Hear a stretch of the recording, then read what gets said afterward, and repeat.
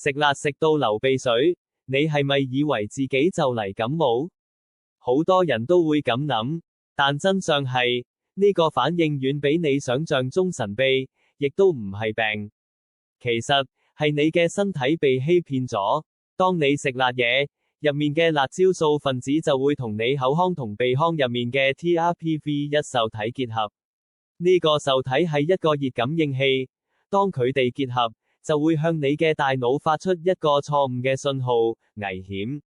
你被火燒緊，大腦收到呢個信息，就會啟動緊急應變，刺激三叉神經。三叉神經收到刺激，就會命令鼻腔產生大量鼻水同黏液，目的就係要沖走呢啲假警報嘅刺激物，同時幫你身體降溫。所以，下次食辣再流鼻水，你就會知道，呢個係你身體嘅自然保護機制，而唔係感冒啦。